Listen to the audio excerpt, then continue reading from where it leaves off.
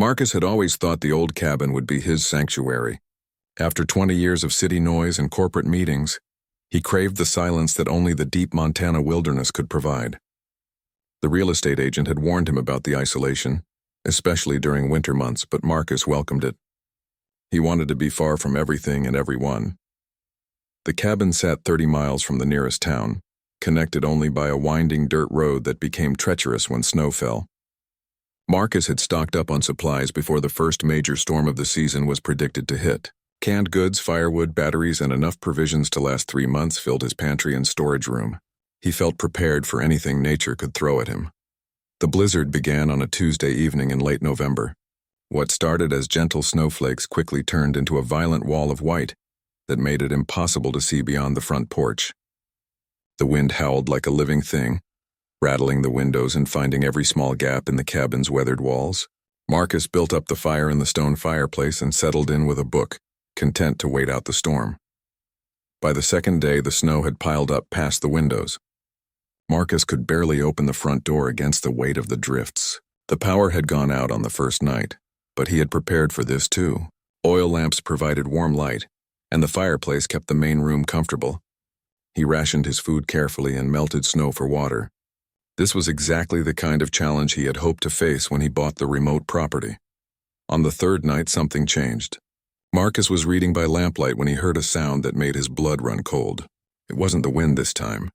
Something was scratching at his front door. The sound was deliberate, purposeful, and came in a rhythm that suggested intelligence behind it. Scratch, scratch, pause. Scratch, scratch, pause. Marcus set down his book and listened carefully. The scratching came again, more insistent this time. He grabbed the flashlight from the mantel and approached the door cautiously. Through the small window beside the entrance, he could see nothing but swirling snow in the beam of light. The scratching continued, accompanied now by a low, whining sound that sent shivers down his spine. Living alone in the wilderness, Marcus had prepared for many possibilities. Bears were common in the area, though they should have been hibernating by now. Mountain lions occasionally wandered down from the higher elevations. He had a rifle mounted above the fireplace and knew how to use it, but something about this sound was different. It wasn't aggressive or threatening. It sounded almost desperate. The whining grew louder, joined by what sounded like soft barking. Marcus realized he might be dealing with a domestic dog, lost in the storm and seeking shelter. His heart went out to any creature trapped in this brutal weather. He had seen the temperature drop to 20 below zero, and no animal could survive long exposed to these conditions. Marcus unlocked the door and opened it just a crack, keeping the chain latch in place. The wind immediately tried to force the door wider, and snow swirled into the warm cabin. In his flashlight beam, he caught a glimpse of gray fur and yellow eyes before the animal backed away from the light. This was no domestic dog. The creature at his door was a wolf, and from its size and the shape of its head, Marcus could tell it was female. She stood about 10 feet from the entrance, her thick coat covered in snow and ice. Her yellow eyes reflected the flashlight beam as she stared directly at him. Marcus had never seen a wolf this close before, and despite his fear, he was struck by her beauty and obvious intelligence. The wolf made no aggressive moves. Instead, she sat down in the snow and continued to whine softly. Her behavior was puzzling. Wolves typically avoided human contact, especially lone wolves. During his research before moving to Montana, Marcus had learned that wolf attacks on humans were extremely rare. Still, he wasn't about to invite a wild predator into his home. As he watched, the wolf stood and walked closer to the door. She looked directly at Marcus through the crack, then turned and walked a few steps away before looking back at him. The message was clear. She wanted him to follow her. Marcus had read enough about animal behavior to recognize this gesture. Dogs did the same thing when they wanted their owners to come with them, but this was a wolf, not a domesticated animal. Following her into a blizzard would be suicide. Marcus started to close the door, but the wolf's whining became more urgent. She approached the door again and pawed at the wooden frame, her claws leaving deep scratches in the old wood. Then she did something that made Marcus question everything he thought he knew about wild animals. The wolf lay down in the snow and rolled onto her back, exposing her belly in a gesture of complete submission and trust. No predator would make itself this vulnerable unless it was desperate. Marcus realized that this animal wasn't threatening him. She was asking for his help. The temperature was dropping even further as night deepened. Marcus could see ice crystals forming on the wolf's fur as she lay in the snow. Whatever had brought her to his door, she wouldn't survive much longer in these conditions. He faced an impossible choice: risk his own safety to help a wild animal, or let her freeze to death on his doorstep. Marcus had always believed that living in harmony with nature meant respecting the wildlife around him. He had moved to Montana partly to feel more connected to the natural world. Now that world was literally at his door, asking for help in the most desperate circumstances imaginable. The wolf rolled back onto her belly and looked at him with those intelligent yellow eyes. In that gaze, Marcus saw something that reminded him of his childhood dog, a German shepherd named Rex who had been his constant companion. There was a consciousness there, an awareness that transcended the barrier between species. Against every instinct for self-preservation, Marcus made his decision. He couldn't leave any creature to die in this storm, even a predator. But he also couldn't simply open his door to a wild wolf. He needed a plan that would help the animal while keeping himself safe. Marcus closed the door and quickly moved to the back of the cabin where he kept his tools. He grabbed a shovel and a heavy tarp, along with some rope and an old sleeping bag he had planned to donate. His mind raced as he formulated a plan. He couldn't bring the wolf inside, but he could create a shelter for her on the covered porch. The covered porch on the side of the cabin was protected from the worst of the wind and snow. It wasn't heated, but it would be significantly warmer than the open wilderness. Marcus had stored some extra firewood there, and he could clear a space where the wolf could rest safely. When he opened the front door again, the wolf was exactly where he had left her, lying in the snow with ice forming on her coat. She lifted her head when she saw him but didn't move as he stepped outside with his shovel. The cold hit him like a physical blow, and he realized that his thick winter clothing was barely adequate for these conditions. How this animal had survived even this long was a miracle. Marcus began shoveling the snow away from the side porch, working quickly despite the bitter cold. The wolf watched his every movement with intense interest. She seemed to understand that he was trying to help her, because she made no attempt to leave or approach him threateningly. Instead, she slowly stood and moved closer, maintaining a respectful distance but clearly eager to see what he was doing. The work was exhausting in the thin mountain air and brutal cold. Marcus had to stop frequently to warm his hands and catch his breath. The wolf waited patiently each time, her yellow eyes never leaving him. There was something almost human about her patience, as if she understood that rescue took time and effort. After 30 minutes of hard work, Marcus had cleared a space about 6 feet square on the porch. He spread the tarp down to create a barrier between the wolf and the cold wooden deck, then laid the sleeping bag on top of it. The space was sheltered on 3 sides by the cabin walls and overhead by the porch roof. It wasn't luxury, but it would keep the animal alive through the night. Marcus stood back and gestured toward the makeshift shelter. The wolf approached cautiously, sniffing the air and examining the sleeping bag carefully. She seemed to recognize that this was meant for her, but she was still wild enough to be suspicious of anything that smelled strongly of humans. After several minutes of investigation, the wolf stepped onto the tarp and circled the sleeping bag 3 times before lying down on it. The relief in her posture was obvious as she settled into the relatively warm, dry space. She looked up at Marcus with what he could only interpret as gratitude, and for the first time since she had appeared at his door, her tail wagged slightly. Marcus felt a surge of satisfaction at helping the creature, but also a growing curiosity about what had brought her to his isolated cabin. Wolves were territorial animals that avoided human contact. For her to approach his door in the middle of a blizzard suggested desperation beyond simple hunger or cold. Something else was driving her behavior. As if reading his thoughts, the wolf stood up from the sleeping bag and walked to the edge of the porch. She looked out into the swirling snow, then back at Marcus. She whined softly and took a few steps toward the wilderness before returning to look at him again. The message was the same as before. She wanted him to follow her. Marcus shook his head firmly. He had helped her as much as he could, but venturing into a blizzard was suicide. The wolf seemed to understand his refusal because she lay back down on the sleeping bag with what sounded like a sigh. But her eyes remained alert, fixed on the storm beyond the porch. Back inside the cabin, Marcus built up the fire and tried to return to his book, but concentration was impossible. Every few minutes he found himself checking on the wolf through the window. She remained on the porch, sometimes sleeping, sometimes watching the storm with intense focus. Her behavior suggested she was waiting for something, but Marcus couldn't imagine what. During the night, Marcus was awakened several times by sounds from the porch. The wolf was moving around restlessly, whining and pacing within the confines of the shelter he had created. Each time he looked out, she was staring into the darkness beyond the cabin, as if expecting something to emerge from the storm. By morning, the blizzard had intensified rather than weakened. The weather radio Marcus had been monitoring predicted the storm would continue for at least 2 more days. The temperature had dropped to 30 below zero, making any outdoor activity extremely dangerous. Marcus was grateful he had decided to help the wolf when he did, because she never would have survived the night in the open. When he brought her some leftover meat from his dinner, the wolf accepted the food gratefully but continued her restless behavior. She ate quickly, then immediately returned to watching the storm. Her agitation seemed to be increasing rather than decreasing as time passed.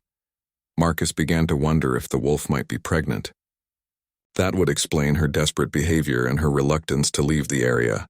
Pregnant wolves sometimes sought out safe places to give birth, and perhaps the storm had driven her to his cabin as the nearest shelter. But something about her behavior suggested the situation was more urgent than that. Around midday, the wolf's agitation reached a new level. She began pacing frantically within the small shelter, whining constantly and occasionally letting out short barks.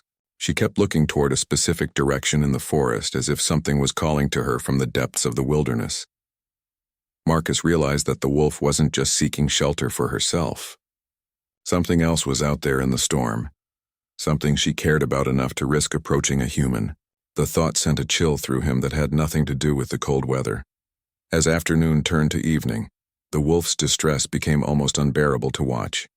She would lie down for a few minutes, then jump up and pace again. Her whining had become almost constant, punctuated by sharp barks that seemed to be calls into the wilderness.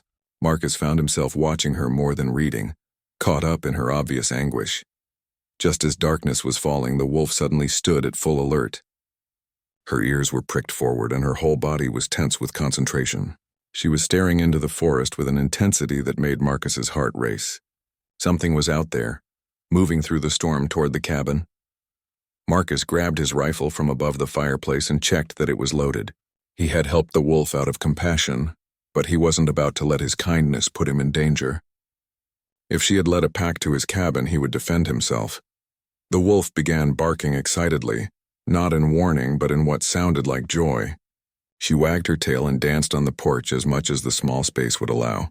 Whatever was approaching, she was eager to see it. Marcus peered out into the darkness, his flashlight beam cutting through the swirling snow. At first he saw nothing but the endless white chaos of the blizzard.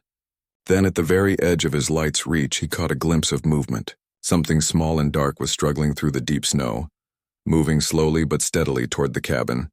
Marcus watched in amazement as the small dark shape struggled through the snow drifts toward the cabin. At first he couldn't make out what it was through the swirling white chaos of the storm. The wolf on his porch was beside herself with excitement, barking and whining as she watched the approaching figure. Her whole body trembled with anticipation, and her tail wagged so hard it created small clouds of snow around her. As the shape drew closer, Marcus realized what he was seeing. A wolf pup, probably no more than 6 months old, was fighting its way through snow that was deeper than the young animal was tall. The little creature would take a few steps forward, sink completely out of sight in a drift, then emerge and struggle onward with determination that was both heartbreaking and inspiring to watch. The mother wolf on the porch began barking frantically, calling to her offspring with sounds that were clearly recognizable as encouragement. She paced back and forth in the small shelter Marcus had created, desperate to go to her pup, but apparently understanding that the safety of the porch was the best she could offer in these conditions. Marcus felt his heart breaking as he watched the young wolf's struggle. The pup was weakening with each step, and the distance to the cabin was still considerable. At the rate the little animal was moving, it would take hours to reach safety if it could make it at all. The temperature was continuing to drop, and even adult wolves would have difficulty surviving in these conditions. Without thinking about the risks, Marcus grabbed his heaviest coat and pulled on his winter boots. He couldn't stand by and watch a baby animal freeze to death when he had the power to help. The mother wolf watched intently as he prepared to venture out into the storm, and for the first time since she had arrived, she seemed calm. It was as if she understood that he was going to rescue her pup. Marcus opened the door and stepped into the howling wind. The cold was so intense it felt like needles against his exposed skin, and the snow was falling so heavily he could barely see 10 feet in any direction.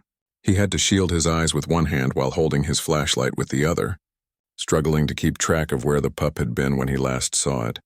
The snow was knee-deep in most places, but the wind had created drifts that were much deeper. Marcus found himself sinking up to his waist several times, and the effort required to pull himself out was exhausting.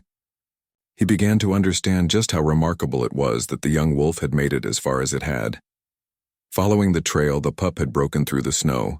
Marcus made his way slowly toward where he had last seen the small animal. The wind was so loud he couldn't hear anything else, and his flashlight beam seemed to be swallowed by the darkness after just a few feet.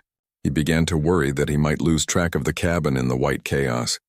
But the mother wolf's barking provided a constant beacon guiding him back to safety. After what felt like hours but was probably only 10 minutes, Marcus found the pup. The little wolf had collapsed in a snowdrift and was barely moving. Its gray fur was covered with ice and its breathing was shallow and rapid.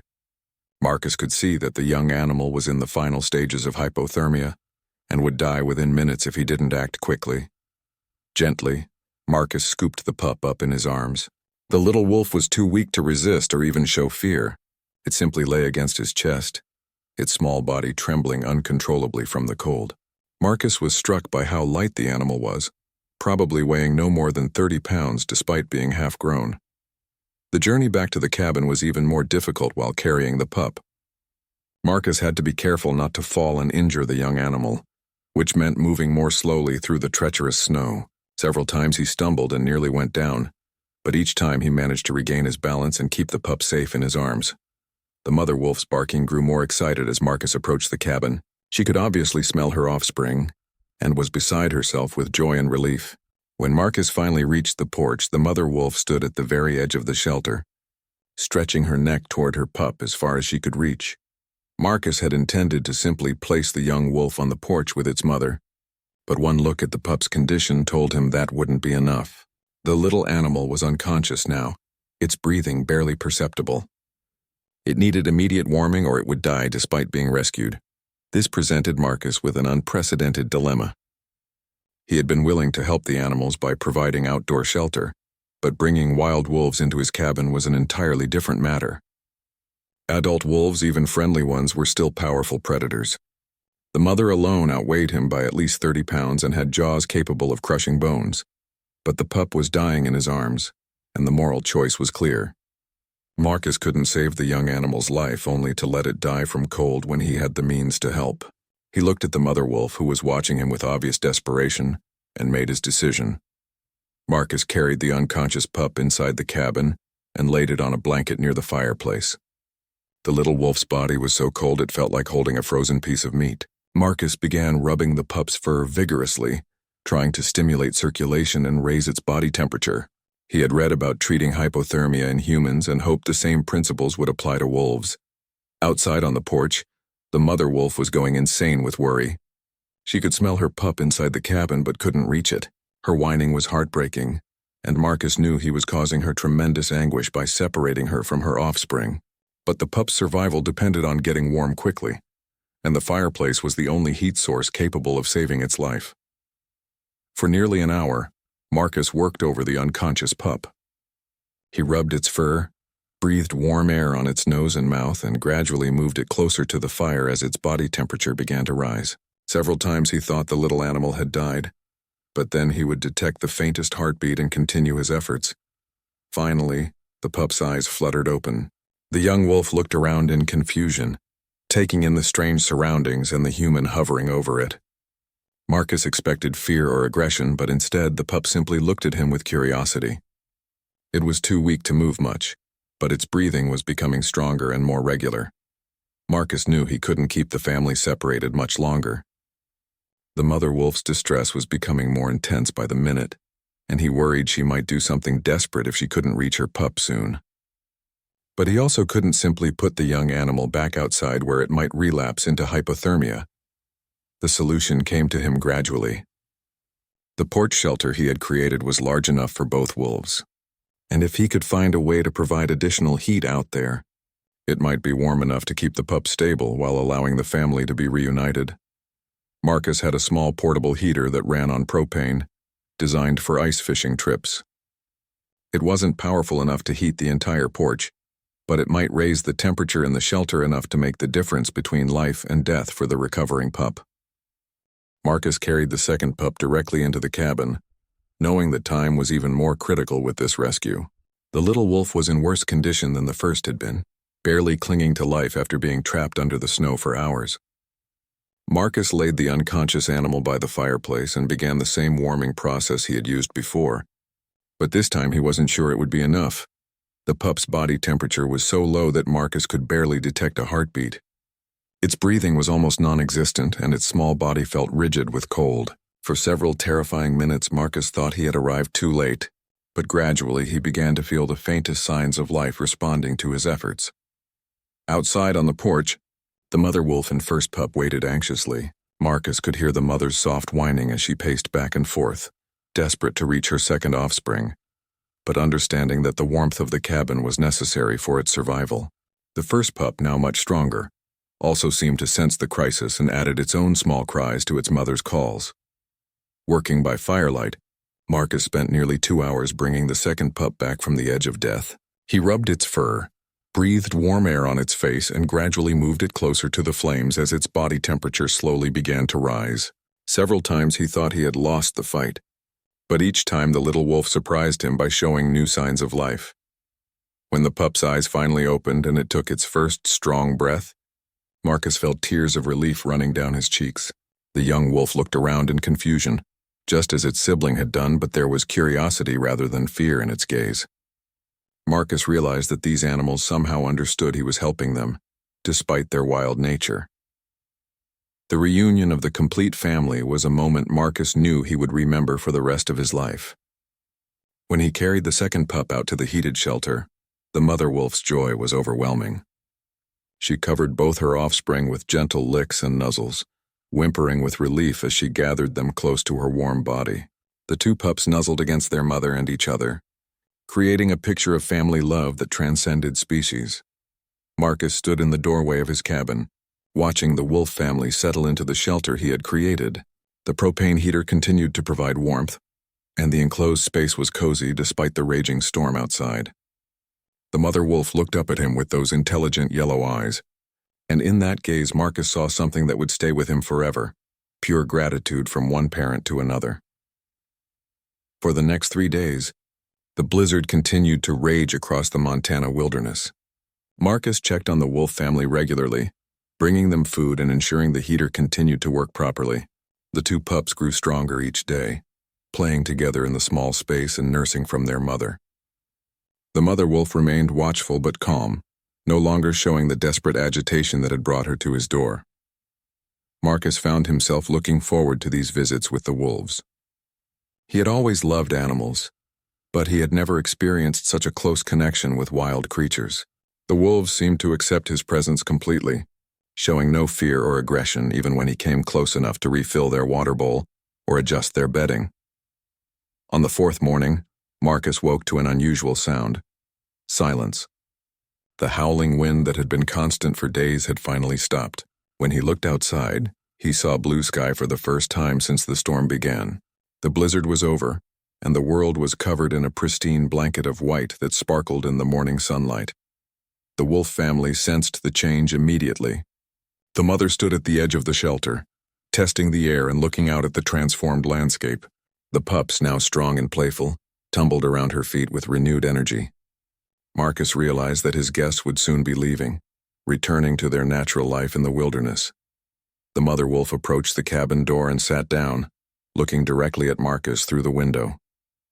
There was something ceremonial about her posture, as if she was saying a formal goodbye. Marcus opened the door and stepped outside, and for several long moments human and wolf simply looked at each other in mutual understanding.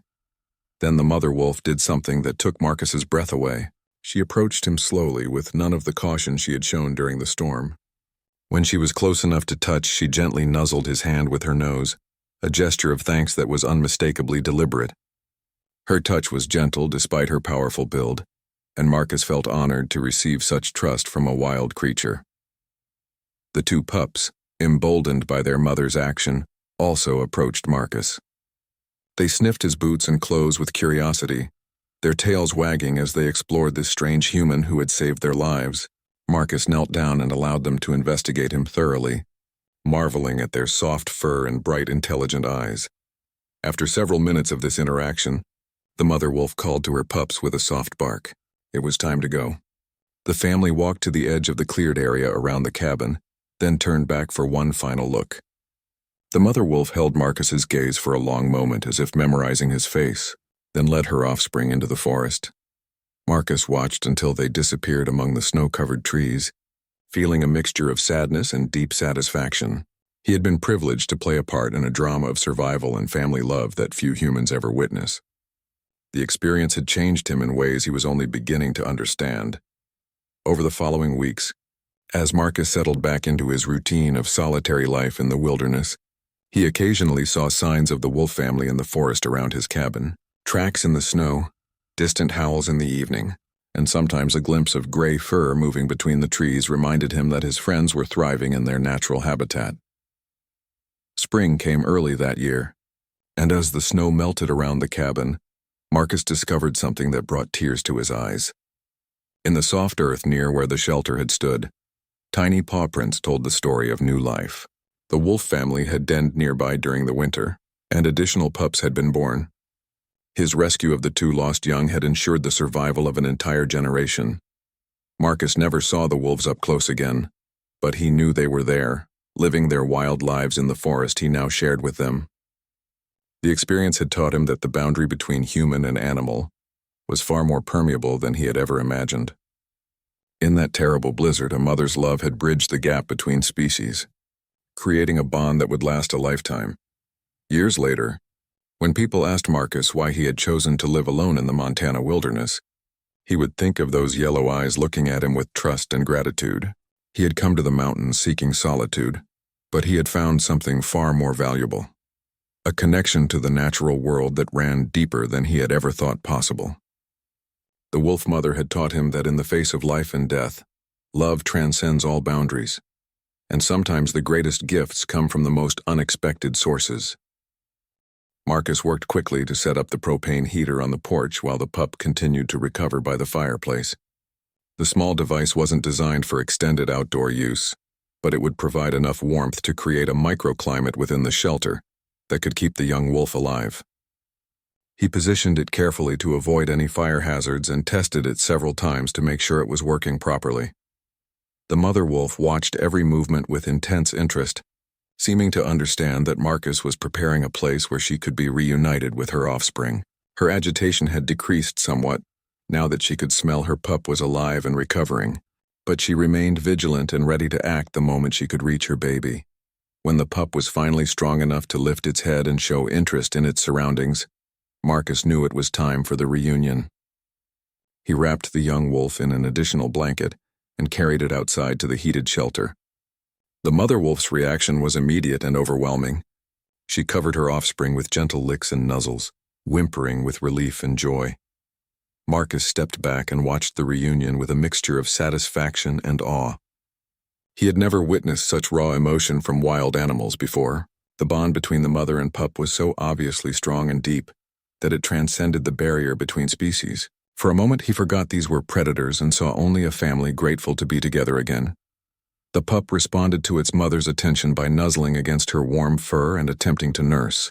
Marcus realized that the little wolf was probably hungry as well as cold, and that the mother had likely been unable to hunt effectively while searching for her lost offspring.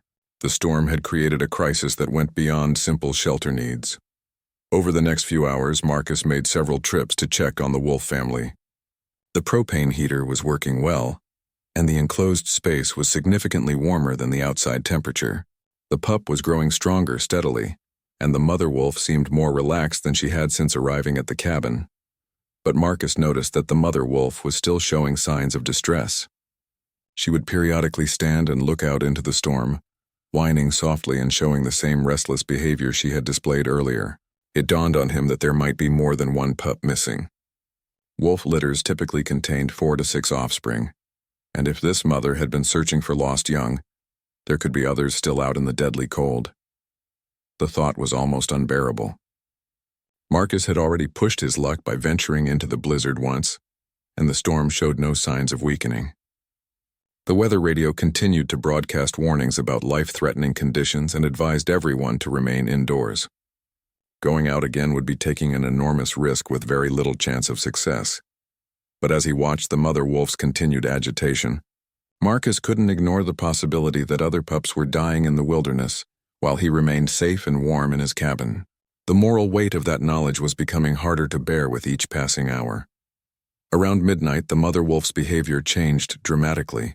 She began barking urgently and pacing at the edge of the shelter, staring into the darkness with intense focus. The pup, now much stronger, also seemed to sense something and began making small yipping sounds.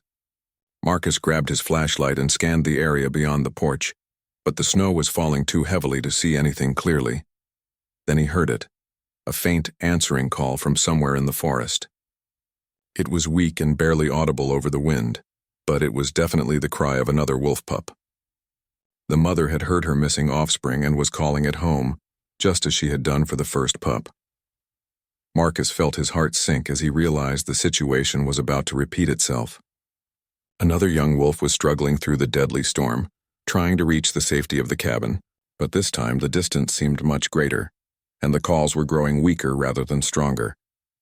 The second pup was losing the battle against the elements. The mother wolf's distress reached a new peak as she listened to her offspring's failing cries. She began trying to leave the shelter, torn between staying with the pup she had already saved and going to rescue the one still in danger. Marcus could see the anguish in her eyes as she faced an impossible choice between her children. Without allowing himself time to reconsider, Marcus put on his winter gear again. He couldn't stand by and listen to a baby animal's dying cries even if helping meant risking his own life. The mother wolf seemed to understand his intention and looked at him with an expression that he could only interpret as desperate gratitude. This time, Marcus took additional precautions. He tied a long rope around his waist and secured the other end to the porch railing, giving himself a lifeline back to safety. He also brought extra blankets and a thermos of hot water, hoping to be better prepared for treating hypothermia if he found the missing pup. The second rescue attempt was even more harrowing than the first. The wind had increased in intensity and the snow was now falling so heavily that Marcus could barely see his own feet. The temperature had dropped further, and he could feel the cold seeping through his heavy clothing within minutes of leaving the cabin.